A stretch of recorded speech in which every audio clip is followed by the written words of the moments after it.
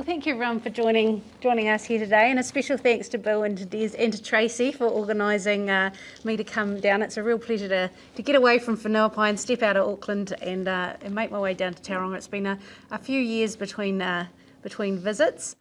I thought I'd start the evening talking a little bit about my career, and I know that Des has already covered a little bit in his introduction. Talk a little bit about 40 Squadron itself and what we're doing there, and give you a finish off with a little bit about where we're going to in the future, which I'm sure might be of interest to everyone as we move forward.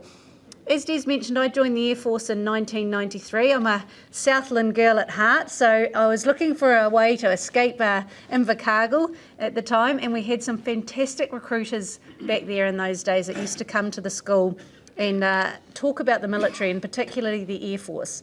When I was looking at the Air Force, though, they mentioned that there were very few females at the time, and in fact, when they first came, there were no female aircrew at that point in time, but they were very confident that females would be quickly joining the aircrew ranks at that stage. So I put my name down in the hat and applied to be a pilot in the Air Force.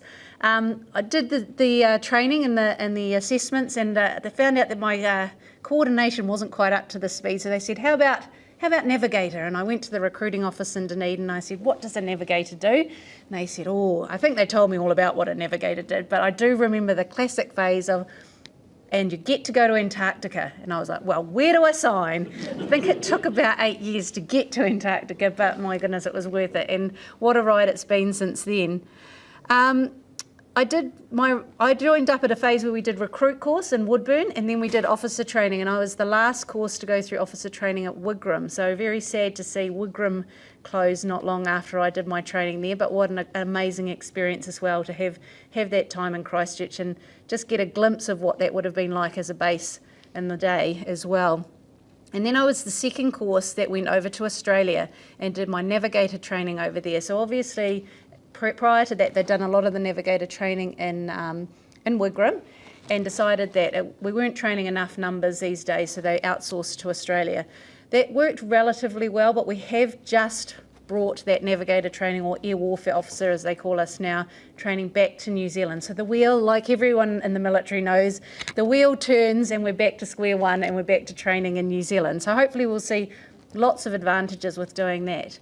So I was lucky enough to fly on the P3 in the Andover, and I think when I went down to have a look at the amazing collection in the museum here, I said my first flight on the Andover was taking an aircraft to the Wigram Museum, and I thought that was a little bit depressing for your first flight on the Andover to be taking it for retirement, but was very fortunate to fly on the Andover until it retired before moving on to the big squadron, 40 Squadron, which was obviously my home for a number of years. During my time there, I was very fortunate to go on a number of deployments. So one of the first trips I did after a conversion course was heading up to Europe and getting involved in the Kosovo conflict that was out there. So we took 2 crews and 1 aircraft up to Lynham, RAF base Lynham at the time, and we flew the aircraft in through Nice and Pisa and into Kosovo and then back out. So one crew was on and then one crew was off, and I'm not sure which was harder work at times, the way we operated it there. But fantastic experience, and no one wanted to come home from that deployment, and both the RAF and everyone in Europe looked after us immensely while we were there. Then was very lucky to get involved with East Timor and the Solomon Islands conflict, because it's always great to help out our Pacific neighbours, and we spent a number of years supporting that.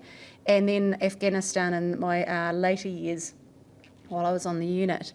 I also managed to spend 6 months in East Timor while I was there, which was an interesting experience. I was the Brigade Air Liaison Officer, which meant that the Army would request tasking from the helicopters that were based in East Timor, and then I would allocate the hours that were required. Unfortunately, during that time, they'd already overspent a majority of the hours that the helicopter had, so there was a lot of times telling the Army, sorry, we can't support that. But really interesting opportunity to be based in East Timor and see the country recovering after the conflict that they'd had there. After that, I came back to continue my flying career, but whilst I'd been in East Timor, I caught a virus which unfortunately did some damage to my heart, and I was suffering from what's called atrial fibrillation. So some of you might know that, which is a slight irregularity in your heartbeat that comes and goes. So that put an end to my flying career for a while we got that sorted out. So then I began, as Des mentioned, the trudge through the ground tours, but I was very fortunate to go through some amazing tours whilst I was in ground roles. Firstly, I started with the C-130 project upgrade, and as I've mentioned to a couple of people today, the C-130 that we've got now inside is incredible. It's an amazing piece of machinery, and it's very bespoke to New Zealand, which has its advantages, but it also has massive disadvantages with integration and things like that. But when we step to the J model, our crews are going to be really well suited with the glass cockpit knowledge and the technology that's in the aircraft. Unfortunately, like many of us, it's the bones of the aircraft that are failing now. The heart and the mind of it is amazing, but the structure of the old girl after 60 years is starting to show signs of wear and tear. Then from there, I went on and became the Director of Air Force Recruiting. Again, an amazingly fun role to try and find the new people of the Air Force through the recruitment program. A lot of marketing, because obviously how do you get to encourage young people in a very competitive environment. Again, in an organisation that's done a lot of downscaling over the years, it was a difficult time to work out how to encourage young people, particularly men and women, with those STEM, the science, technology, engineering and maths skills to come into the organisation, because there's so many other organisations competing for that knowledge. But really enjoyed my time there and learned a huge amount about young people and what made them tick as well. Then I was fortunate enough to do some aircraft accident investigator training and became the Air Force Flight Safety Officer. Touch wood, we didn't have any accidents to investigate in the Air Force during my time, but I was fortunate enough to get on board with TAKE and CAA to help them with a number of their investigations as well. And we had a number of incidents that needed investigating throughout that time as well.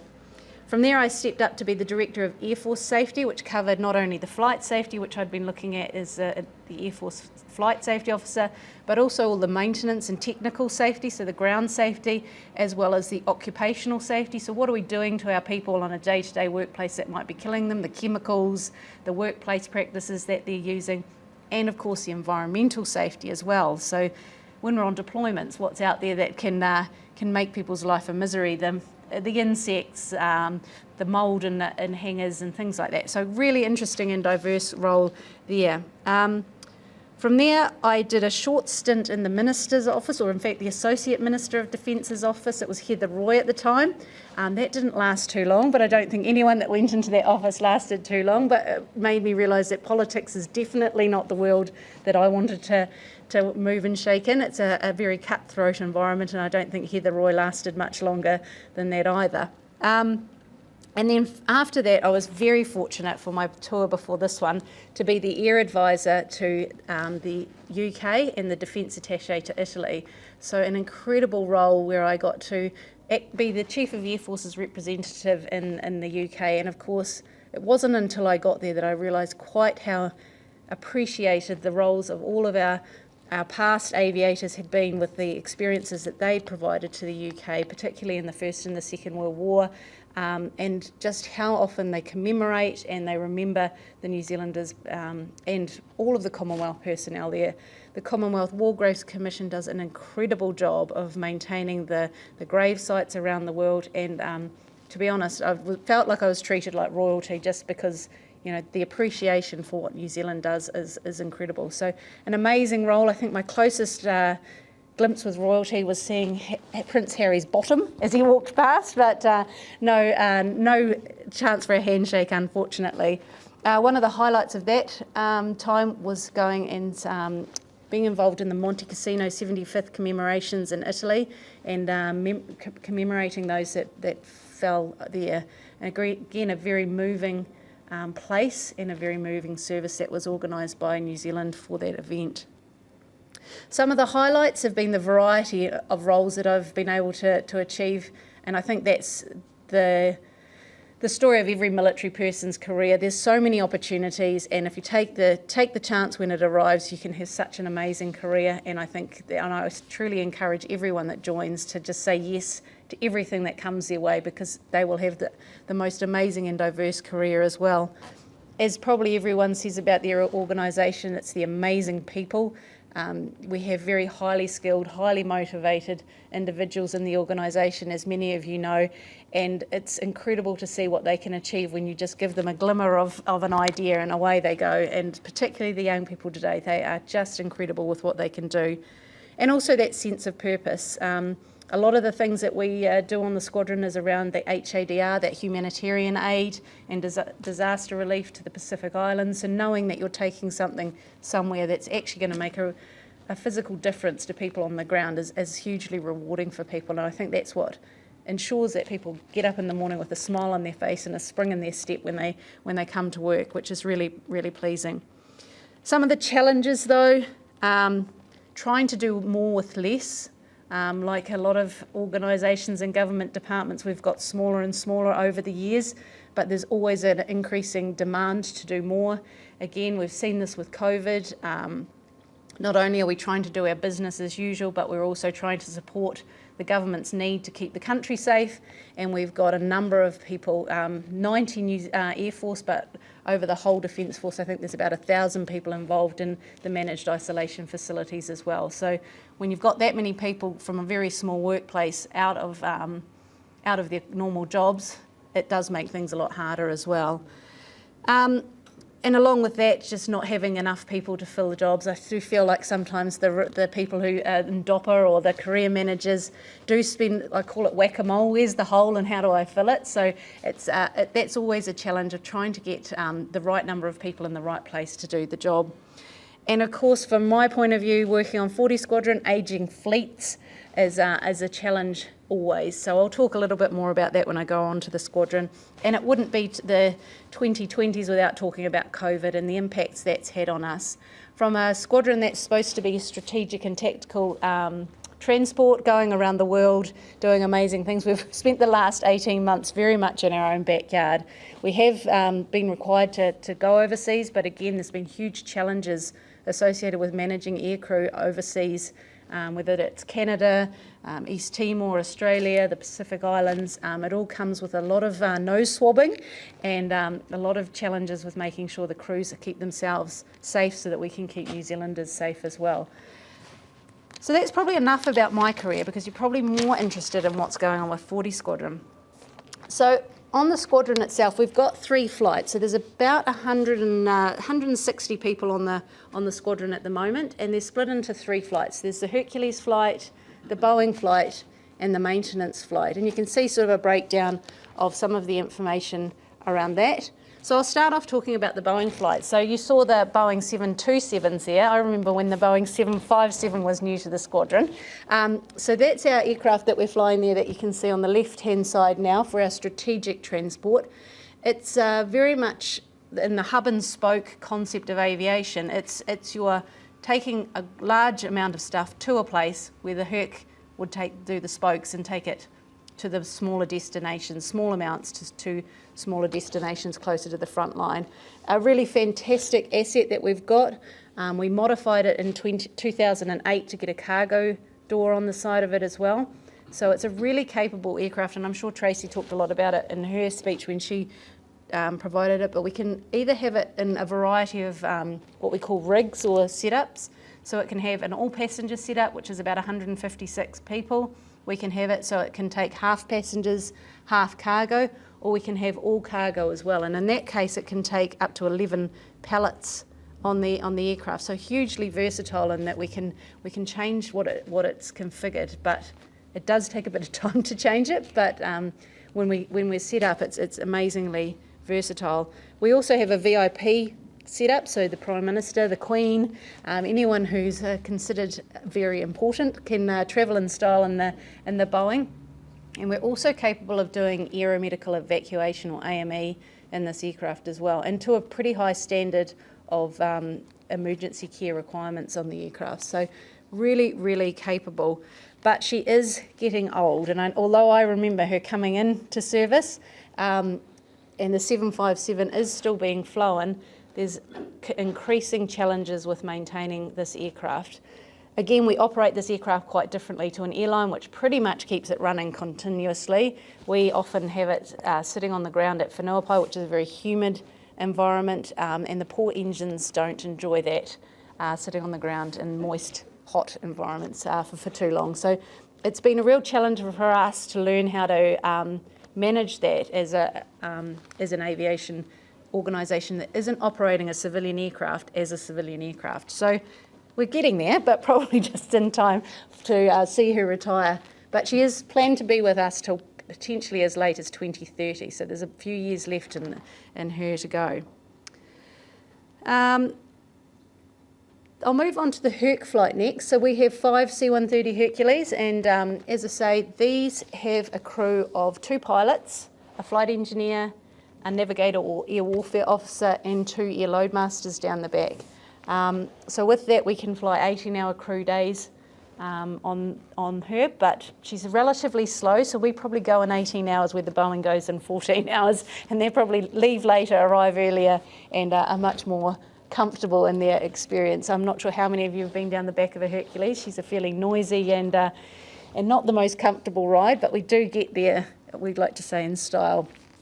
For the Hercules, we can carry about 92 passengers, so a little bit less than the Boeing, but still a reasonable number if we need to, and if we absolutely have to, we can lay them out and strop them in across the floor. And I've seen photos of many people being pulled out in emergency situations in that way, and we can get more people on the aircraft if we need to. And she can fit about 36,000 pounds of equipment in the back, but normally she bulks out, so the stuff is too big versus waiting out for that. We take the Hercules down to Antarctica as well, which is a real challenge. We have actually taken the Boeing down there on a regular basis, but it probably goes down less often than the Herc, but both aircraft do support Antarctic New Zealand and their requirements to Antarctica as well. So for the Herc, it's really very good at short field operations. So that's why it's fantastic for things like the Pacific Islands, operating into those short fields and dropping off aid and anything that's required to places that may not get support from an international or a civilian organisation as well. The other thing that she's good for is flying low level. So we generally will fly her around New Zealand at 250 feet AGL, and if you realise that the wingspan's about 130 feet, you realise that it's not that far, it doesn't seem that very far off the ground, and in fact I've had some very irate phone calls for people saying that they could just about throw an apple at the aircraft, but we do stick to 250 feet around New Zealand. In tactical training, we'll bring that down to 100 feet, particularly overseas on operational exercises, which is good. And obviously, when we're in Afghanistan, we fly where we need to avoid the threats. And again, she's been everywhere. As I said, I've taken her into Afghanistan. She's been into Iraq. She was involved in Desert Storm, Timor, Solomons, Kosovo, and there's many other places that she's been in prior to my time, all out through Southeast Asia, Africa, etc.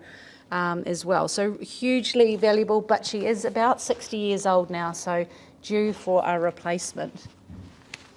From a maintenance point of view, we have about 80 people on the maintenance squadron, and they run in 2 shifts. So they have a day shift and a night shift. Unfortunately, we don't do 24-hour ops, and we don't do 7 days a week. We generally work Monday to Friday, normal 2 shifts, and then we have a duty crew that comes in for any tasking that's done over the weekend. So we won't generally fix the aircraft, and I say that with my tongue in cheek, knowing that the squadron is working this weekend to fix the aircraft. So on an as required basis we will, but generally we're manned to do 2 shifts Monday to Friday, but we manage that.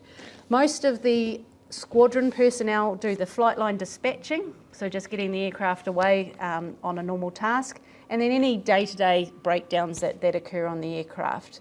For more in-depth maintenance, what we call the phases, which happen about every 400 hours, we have another organisation in the Air Force that does that, and for the larger group servicings, which take about 6 months, we send those down to Woodburn to Airbus, who fix those as well. So although we have 80 people on the unit, there's a massive team that supports us managing these aircraft as well. I'm just conscious I probably haven't slipped through all the slides that I've got here, but as you can see, this is the 757 on one of our air displays that she does, so quite a spectacular angle of viewing for the 757 there. And I have talked through the many agencies. You don't often see fighters on the wing of the 75, and this was a VIP suite that I talked about. And again, when we do have to do longer days on the 757, we can turn offer the pilots sleeper seats as well. That allows them to just have crew rest like we do on an airline as well. This is just a photo of what we did to the aircraft to get that cargo door in, and so obviously it's created massive diversity for the aircraft, but it was a huge body of work, and I'm sure many of you can appreciate just how much time and effort went in to get the aircraft from this state back to what you see in the footage. And there's the cargo door there. It's been fitted. And that's what she looked like as they went through the installation. So what they did with the floor is they've put rollers on the floor so we can roll in seats or we can roll in pallets, etc. So again, just increase the diversity of the aircraft. Was this done in New Zealand? No, this was done overseas in the States. And then one of the other aspects of going to the Pacific Islands is you don't always have the kit that you need there. So they stuck in a deployable air stair at the back so we could unload passengers if we absolutely needed to off the aircraft, no matter where the aircraft ended up. And so that project was completed in 2009, and she's been operating very sweetly for at least 10 years, and as I say, we're just starting to see that occasionally she's not working quite as she was initially. And here's the C-130. As I say, we've got 5 of them, brought in the 1960s, and I think I've covered most of those things. What I haven't covered is the aerial delivery and the personnel parachuting.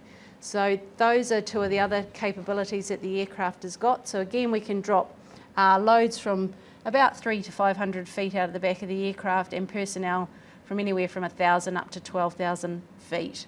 And we do a lot of work with the Special Forces to get their training up and running, to support them as well.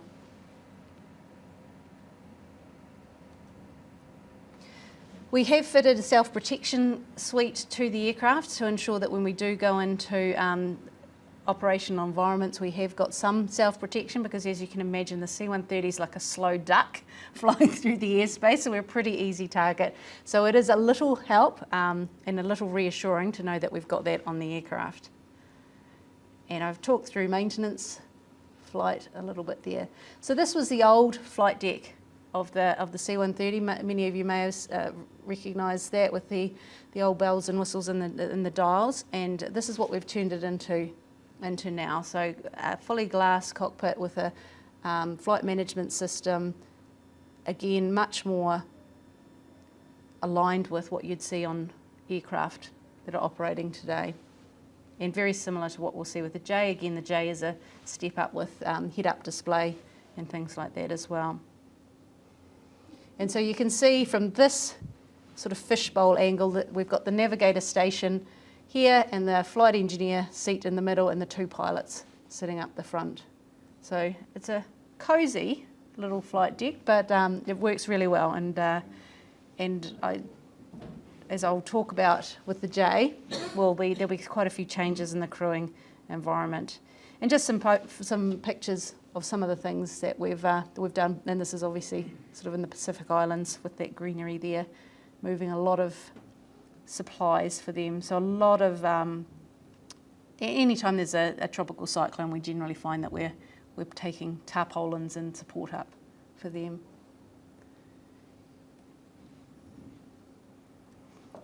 And because you can never get enough photos of Antarctica, I thought I'd just throw one of Erebus in there with the old version of the aircraft there, and showing you that the Boeing does make it down there. So we have been supporting Operation Antarctica since 1965, and we generally try and get about 12 C-130 flights down there. We break that up between the sort of the end of the year, November, December timeframe, and then the January, February timeframe for the Herc, and again probably the March timeframe for the Boeing. The problems that we have is just with the warmer weather down in Antarctica, relatively speaking, the runway can get a bit softer, so we try and push the Boeing a little bit later to when it's harder. This season we had some significant issues with runway strength, and so we lost a number of sorties as a result of the runway just getting too soft. So global warming is impacting even operations down there, which is making things very tough. I think it's not only affecting the airport, it's affecting the wharf as well. So we'll keep watching with interest what they're going to do down in Antarctica. We do try and do a number of activities because, again, we can't do everything here in New Zealand. So we go to Canada, we go to the US to get support for some of the training activities, particularly the low-level flying. Flying with jets, obviously not having jets in New Zealand now makes it a little bit more difficult to practice a lot of that activity. And so we are very grateful for all the support we get to conduct those. And before I finish off, I thought I'd give you a quick rundown on what I know with regards to new platforms. So obviously the RNZAF or government has invested in two major platform changes in the future. The first will be the poor old P3 retiring, our search and rescue platform, and that will be transitioning from Whenuapai to Ahakia, and they'll be replacing it with the P8 Poseidon. And that will come into service. We're expecting to see the first aircraft at some stage next year. And the one I'm more excited about is the C-130H is going to be replaced with the C-130J. So we are getting the stretched version of the aircraft, so that's going to be slightly bigger. It's about 1.5 pallet stations longer than what we've got, so it just gives us that little bit of extra capacity. She does fly a little bit faster and a little bit higher than the H, which is also very, very good. But certainly not a great change. So we fly at about 300 knots. The new aircraft will fly at about 350, but we'll take anything. We're always chasing tailwind, so 350 sounds fantastic from here. The aircraft are going to be based at Whenuapai as well, so the intention is that we will still continue with the split, the two fleet squadron. So the Boeing will remain with us until she's replaced, and we'll continue to have 5 C-130Js. The other thing that we're getting with this aircraft is a simulator, which is something we haven't had previously. We've always gone to the States to do our simulator training. So that's going to be a huge advantage for us. A lot of the training that we do, you often see us coming into Tauranga, doing training down here. We can do a lot of that stuff in the aircraft, in the simulator and not in the aircraft. So the flying that we'll do on the aircraft now should be directly in support of government requirements, which is going to be fantastic utilisation. In fact, it's going to be challenging having 5 very serviceable aircraft and manning those with what we are still planning to have 6 crews at this stage. So I'm working hard to see if we can try and up that number, because I think 6 crews is not going to be enough to meet the demand that this aircraft's going to have as we move forward. Again, I think the roles will be extremely similar. We'll still be expected to do all the things that we're currently doing.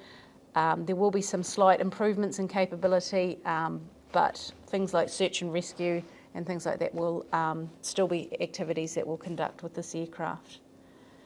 What else can I tell you? So the aircraft are due to arrive in country in 2025, so we start sending our first pilots and loadmasters away for training at the middle of 23.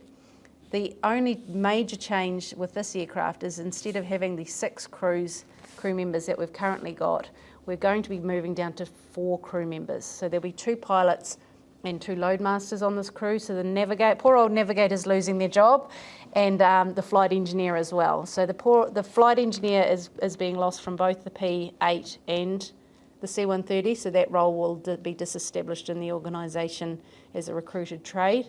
And the AWO there will still be AWOs on the P8, but at this stage the intention is to not have them on the C-130. It's going to be tough to operate this aircraft without additional personnel, because 2 pilots can quite often get pretty maxed out on a complex mission like what we were doing in Afghanistan, or even a search and rescue mission when you're flying low level over water looking for people, communicating with a range of organisations as well. So there'll be plenty of times we will have additional crew members on the flight. The intention at this stage is that they will be pilots. So that's how we will supplement that. But I think I've probably talked enough. I've probably eaten up well into my half hour. I'll really be keen to answer any questions that anyone might have, if there are any.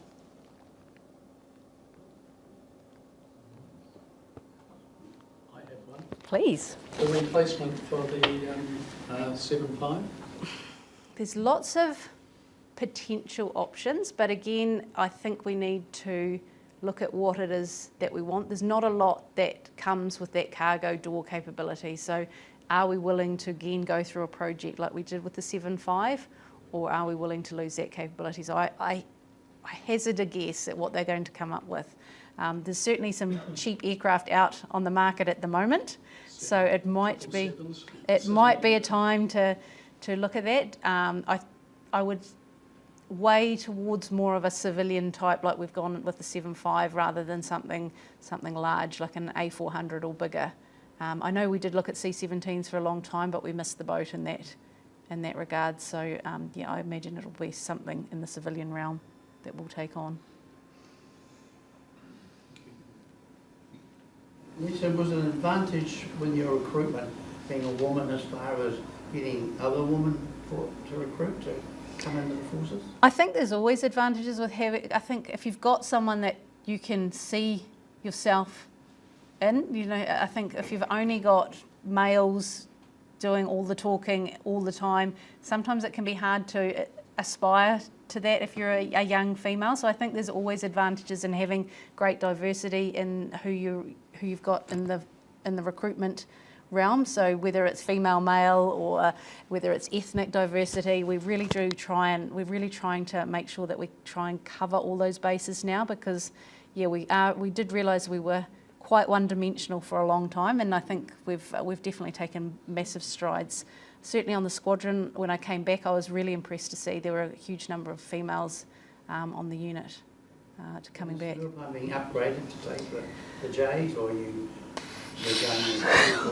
going... Unlike the P8, which is moving and getting all the infrastructure to support it built for it, we are not getting that for the J at the moment. So we will be maintaining the hangars that we've currently got. I'm not sure if many of you have seen 1 and 2 hangar. They're fairly World War I vintage, I think. They are the old arch hangars. We can squeeze a Boeing and a C-130 into the current hangar, and I think the space between the wingtip and the nose is about this far. So with the J being that much bigger, there is no way that we can fit both of them in the hangar at any one time. The good news with 5 Squadron moving on is that their hangar will be free, so we are going to commandeer that, and it's likely that we will use 1 hangar for day-to-day maintenance and 1 hangar for the longer term maintenance of the J, and just keep the Boeing in the current hangar for long-term maintenance. So yes, unfortunately we're stuck with what we've got. So unless we see some massive funding for defence, it'll be a slow burn for improvements for the J. Yes? Are the H models being mothballed after the J models come in? That is the intention. So any commonality that we have between the H and the J, I imagine we will try and take those spares off them, and then yes, it'll be interesting to see. They'll go through a disposal process, so it'll be interesting to see if anyone takes them up on the offer there. So Draken has always been a good customer. they'll be up for negotiation, I think, probably in about 3 years' time. I think the intention is that we start losing the first one in about 2 years. So we'll draw down the fleet to probably about 3 until the J's are on site. So how much commonality is there between the early one and the J? There's probably small, to be honest, I would say, but things like landing gear, there'll be parts of that, and there'll be little bits and bobs. Again, with the LEP, we have tried to make sure we were stepping in line with things, and in fact we're ahead in some things like radios, so we may keep some of those in vain hope that the Americans will upgrade to them in the future. So there will be some, but it won't be a huge amount. Most of our spares will come with the contract that we've negotiated for the J model. I thought it, yes. There must have been some options for replacement of the Hercs. Is that right? Yes. One I think might be considered was the Brazilian embraer. Mm-hmm. Was that ever really considered? Yes, and we did send people, and I think the Chief of Air Force at the time, I'm not sure if he was Chief when he went on it, but he certainly went on and had a look at it. Again, it was a very there were a lot of advantages of that aircraft. A little bit bigger. It's really built around the cargo compartment, so it's built for the transportation of things. The only problem that we have with that aircraft was it wasn't certified. And unfortunately, we had gone through some fairly big heartache with both the P3 and the C-130 with having bespoke, non-certified aircraft that we had to bring up to speed. It took us years to get them up to speed. So really, we wanted something that was off the shelf, tried and tested and proven, and the C-130J won out in that regards with the Embraer. So It might have been quite expensive, was it? I don't think it was hugely expensive, but I think the fact that it would have taken us years to get it certified to a standard, and we may never have done so, was the reason why we never pursued that past initial investigation. Lisa, is there the potential built into the J model for air-to-air refuelling of the Hercs themselves as opposed to feeding those planes? So there are J models that are air-to-air refuelling capable. The ones we're purchasing are not. Not No. I've discussed it with the project team, but they made the conscious decision not to go with air-to-air refuelers, which, I mean, certainly with things like going to the ice. So for when we go to Antarctica, we take off and we have enough fuel, obviously to get to the ice, but we don't have enough fuel to get to the ice and come all the way back if the weather turns bad. And unfortunately in Antarctica, it is a place where the weather can turn very, very quickly. So we have some very good procedures to ensure we minimise the risk of that, but we have had a couple of occasions where we've turned up to the ice and the weather has been much worse than we anticipated. An air-to-air refuelling capability might have alleviated some of that if we'd had it, but it was a decision made, and I guess when you've got a budget, some things have to give, unfortunately, and that was one of them. Short-sighted, sorry. Didn't take the RAF long to fit them. No, they had to modify theirs. If needs must, you never know what we can pull out. Is there anything else? Yes. The current aircraft, they able to say what's the nature of the problems that occur? You know, is it like avionics or is it a frame? For the C-130? Aircraft that we occasionally hear, you know, sort of fly to Brisbane and back and end up having a week holiday. It's generally the parts that we didn't replace in the aircraft. So all the avionics, etc., is generally pretty good. I mean, we do have the odd thing that fails, but it's the old engines, the old props, all of the old stuff that we didn't replace. So when we did the upgrade, we did rip out pretty much all of the wiring in the aircraft. So that's good. And unfortunately for us, the structural integrity of parts of the aircraft, there's parts now that will need to be replaced if we were to fly it any longer. So yes, she's pretty much coming to the end of her structural life. But yeah, it's mainly the engines and the propellers that we're having trouble with. So what are your options? You have arrived in Antarctica. Sorry? What are your options? You arrive in Antarctica and it all goes badly wrong, weather-wise. What are your options? So we carry a lot of gas on the aircraft, fuel on the aircraft to ensure that we have lots of time to do many approaches in the environment, because hopefully the weather will break at some stage. We also have a whiteout area that's designated, so if we think that there is no chance that we're going to go in, we can crash. Basically, they've got a set out area that we can land the aircraft. What I imagine what I know has happened in the past is that we just keep lowering and lowering and lowering until we either touch down or we can see some lighting in the environment. But worst case scenario, you go to the whiteout area and crash land there. Antarctica then, is that implied there's only one landing place available to you, and yet many countries have territory down They do. So there are other airfields, but and in fact, on one of these occasions, we found out about the Italian one that was down there. But again, many of them aren't open all season. So as it gets hotter, a lot of them based in the ice, so they disappear. So they can't be used. The Italians are actually building a permanent one, and I think the Australians are looking at building a permanent one as well. So eventually there will be more options, but at this stage, really there's the one in the middle of the summer season. There's the one option for us down there. So yeah, she's high risk. Talking to these people,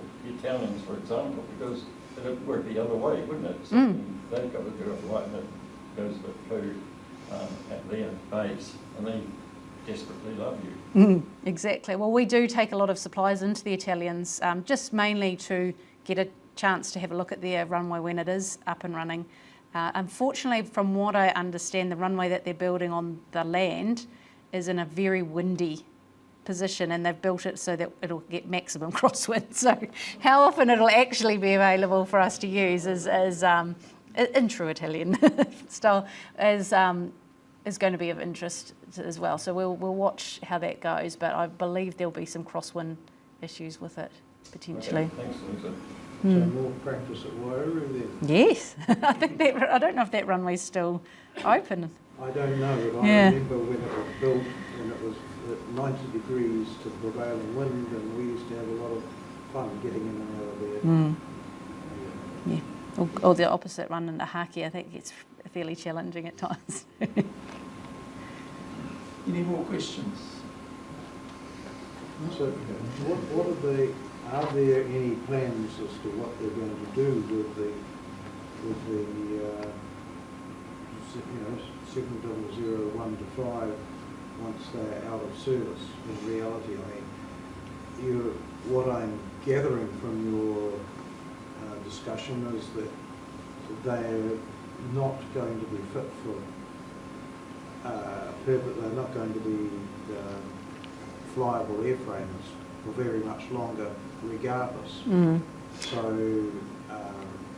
they're obviously not going to work as firefighters or anything like that. They're going to be too shot for that. So what? They will go out to market, so there will be a disposal process that will put them to market. I know the Air Force is already starting to look at how that process is going to work, and I'm assuming that if someone is interested, they will bring them up to a spec that would be able to have all the parts that we take off them, whether someone is willing to take the risk to fly them. How many years you could get out of them will be of interest. So I imagine we'll see them parked in some museums and appreciated by people in other than flying roles. But you never know. You never know what people will invest in. 04 and 05 is the last to go, or have they eclipsed the hours on some of the others? Yeah, it's actually going to be when they roll into their group servicing. So when they hit their group servicing, it will be when they fall off the. So it's not necessarily the newest or the that's going to stay on. It's very much time based on maintenance, so we don't have to spend however much a group costs on that aircraft. So. So what sort of hours have we got on the aircraft now? I'm going to be guessing. I want to say 70,000, but I'm be guessing. I think, yeah, I'll have to get back to you on it. I don't want to tell you lies. No, there's still got to be some of the highest hours of any Hertz on the planet. But they're pretty well looked after. Like, I do think when we look at how we've looked after them, that our technical team have done an amazing job of nursing these girls to where she are now. They're in incredible shape, and as I say, for such old aircraft, we do get a reasonably good serviceability rate out of them. So it's a credit to all the work that they do. Yeah. Any more questions? Okay, I'll call on Graham Lister just to do a vote of thanks. Lisa, thank you very much. It was a pleasure listening to you. I envy you. I think about your terms of reference. You must wake up in the morning and think, what have I got to do today? After what you've explained tonight, I think you have a long list, and well done. Thank you. The other thing I noted, and I mentioned to you earlier, I notice on your CV that you like travel. When you've been to such exotic destinations as the Antarctic, Kosovo, Afghanistan, East Timor, what else is there? We can only go to Australia. But anyway, thank you very much. It was informative. It was lovely having you. You've now joined the list of ladies. Tracy's here this evening, Yep. and we had Erica from Boeing, Seattle. Oh, good. So you've joined an August party. Thank you again. Oh, It's really thanks, Graham. been a pleasure listening to you. And I'd like to ask everybody to join me in thanking Lisa for